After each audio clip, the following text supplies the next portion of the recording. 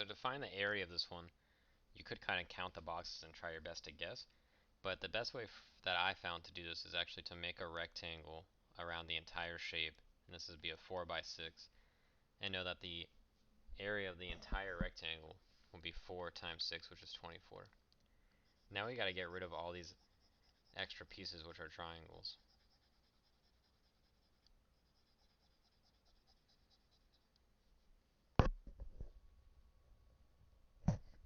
And remember, the area of a triangle is 1/2 base times height, or base times height divided by 2. So this triangle in the top right has a width of 2, and so this looks like this right here, and like a base of 4. So this would be 4 times 2 divided by 2, which is 4. So you subtract 4. Same thing with this one. This is a 2 by 4 triangle also. So 2 times 4 divided by 2 is 4. This would be 2 by 6. 2 times 6 divided by 2 is 6. So if you subtract all those from the whole entire area, leaving you with like this pink center, which is what you're trying to find, you are left with 10. Number 2, they want to know what would be the third point to make the area of the triangle equal to 16. And so if you look at these, if you were to plot this, if you need to, you shouldn't have to, but you can. This is 0, 1, and 4, 1. So we got this. So here's our base of our triangle, or one side of our triangle, and it's 4. And you know that the area of a triangle is base times height divided by 2. Area of the triangle equal to 16. So if this is 4, we have 16, equals base times height divided by 2. This 4 could be the height, it could be the base. I'll make it the base, so like 16 equals 4h divided by 2.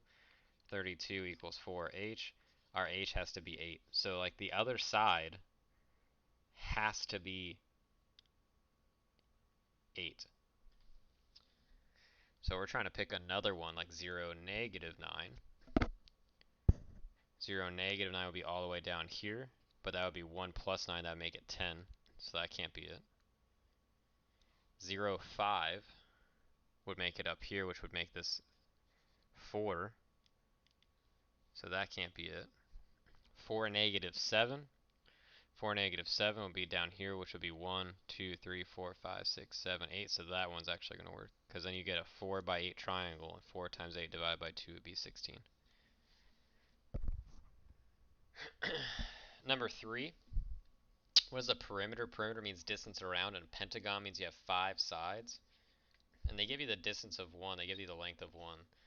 So if we do this, we got negative 1, 4, which is 1 point, and then we got 2, 3. So here's our one side, and how you find the like this distance is you got to make a right triangle, right? You got to make a right triangle and solve for this d, I guess. So this would be 1, and this would be 3.